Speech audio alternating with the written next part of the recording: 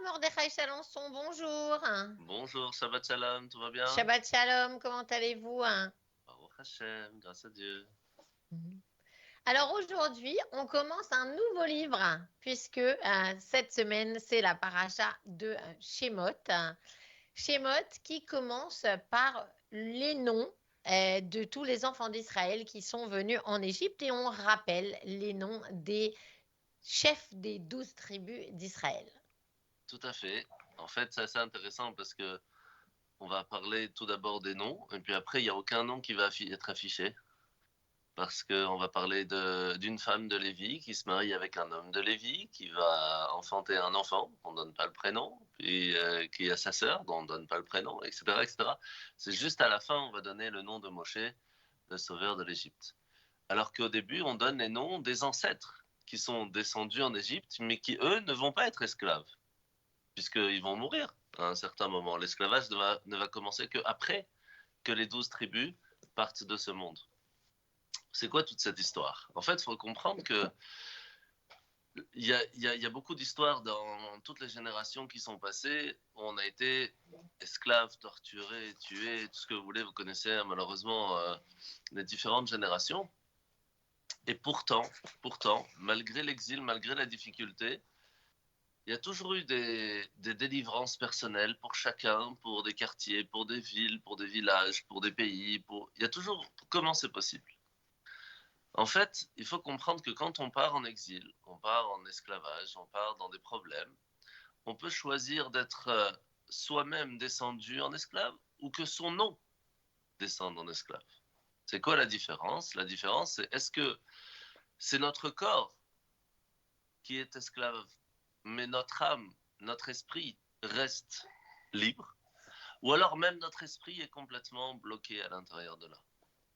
Et la Torah nous rappelle que notre nom, qui est en fin de compte notre essence, notre âme, doit toujours rester libre. Vous savez, il y a une phrase qui est marquée euh, qu'il faut travailler avec ses mains et que sa tête doit rester libre.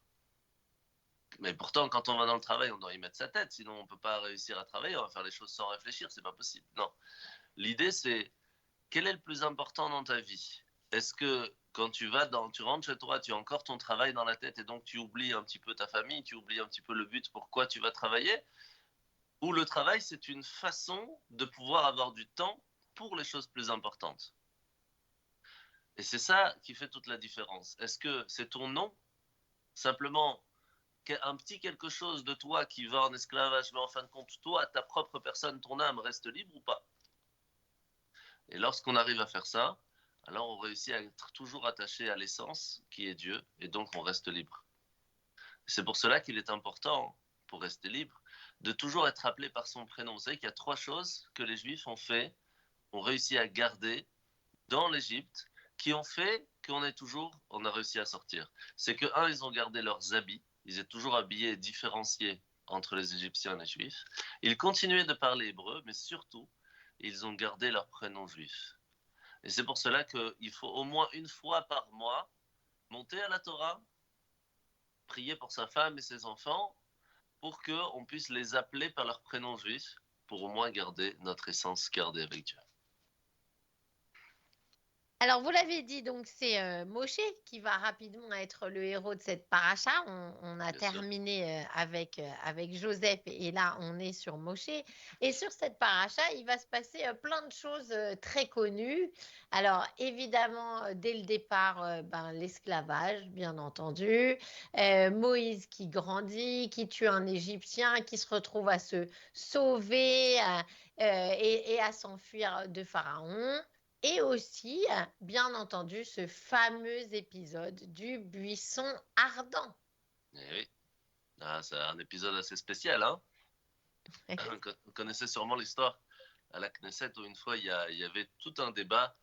Qui étaient les premiers? Est-ce que c'était les musulmans qui étaient sur place en Israël ou c'était les juifs qui étaient en Israël? Alors avant de commencer le débat, il y a un ministre qui s'est levé qui a dit: je voudrais vous raconter une histoire. Il y a Moïse qui est arrivé à côté du buisson ardent et Dieu lui a dit: écoute, il faudrait que tu enlèves tes chaussures parce que c'est un endroit saint ici. Donc il enlève ses chaussures, il parle avec Dieu, etc. Et quand il se tourne, il n'y a plus les chaussures. Ils lui ont volé. Là, bien sûr, il y a le ministre des Palestiniens qui se lève et dit, mais c'est quoi cette histoire? On n'était pas là à ce moment-là. Il dit, ah bon, on peut commencer le débat, alors qui était le premier ou pas? Donc il les a bien eus. Ce qui se passe, c'est que cet épisode du buisson ardent est très spécial parce que c'est là que va se choisir le moment où Dieu va dire, Moshe, tu es un berger qui va pouvoir guider mon peuple.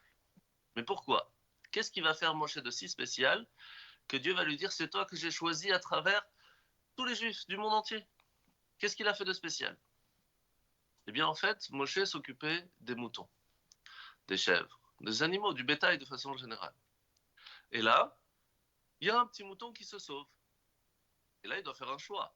Est-ce que je continue de garder tout le troupeau ou je laisse tout le troupeau en sachant qu'il peut y avoir des problèmes, mais je vais sauver une âme, parce qu'une âme, c'est important.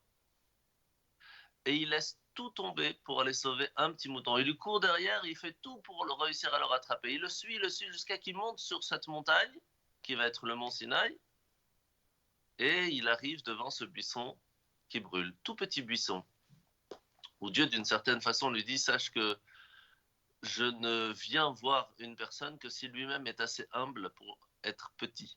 S'il pense qu'il est grand, il ne pourra pas être accepté par moi. Il n'a pas de place pour moi, en fait.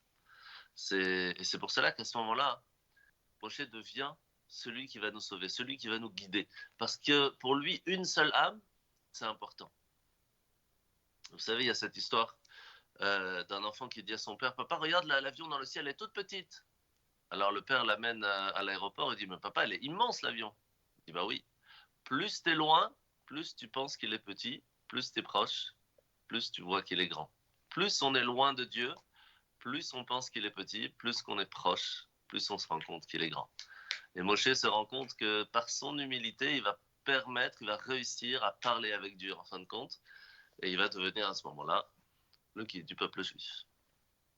Alors, il n'est pas tout seul la plupart du temps parce que Moshe, il a quand même très peur d'être le guide du peuple juif, Ouais, Rav Mordechai Chalençon. C'est une sacrée responsabilité. sûr. Et au début, il dit non, non, mais ça va pas, je bégaye, je peux pas, je vais pas y arriver, etc.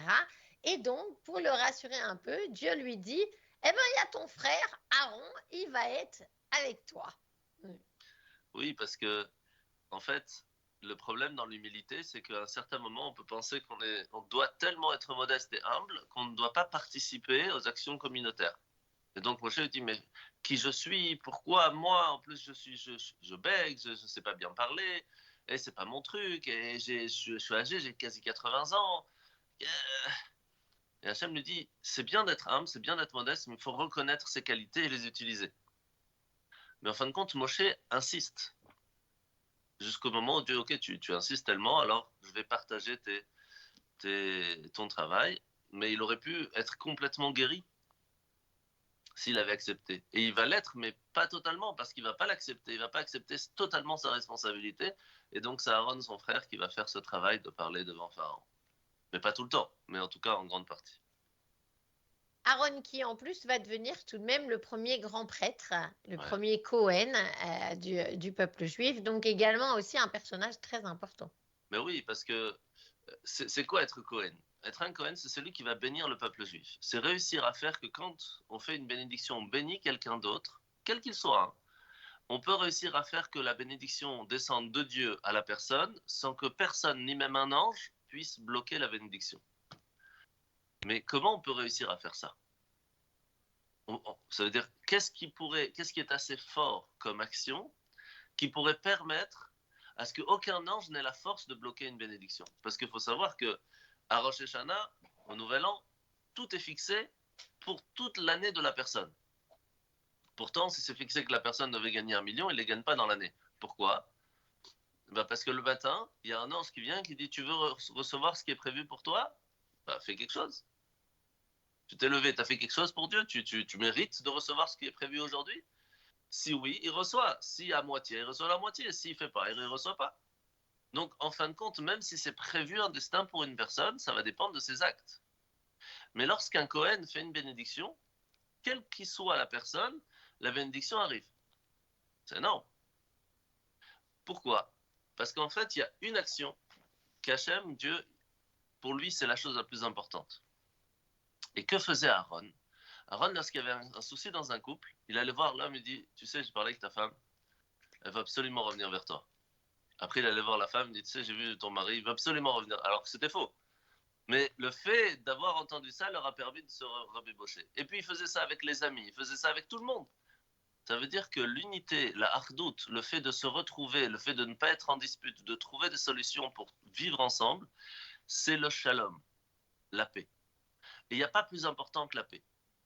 Et comme lui, il faisait tout pour que la paix puisse être présente à travers et dans le peuple juif, eh bien, Hachem lui a dit, puisque tu es un homme de paix, je te bénis que tout ce que tu béniras les autres, eh bien, sera toujours accepté. Et c'est pour cela que si nous, on cherche la paix, alors on aura toujours la bénédiction de Dieu. Toujours. Bezrat Hachem. Eh ben, ça me paraît une bonne conclusion parce qu'en ce moment, on en a bien besoin de la bénédiction de Bien Dieu, sûr. particulièrement en Israël, Rav Mordechai Chalençon. Shabbat Shalom à vous, hein, merci et à très vite. Bezrat Hachem, Shabbat Shalom à tous. À bientôt.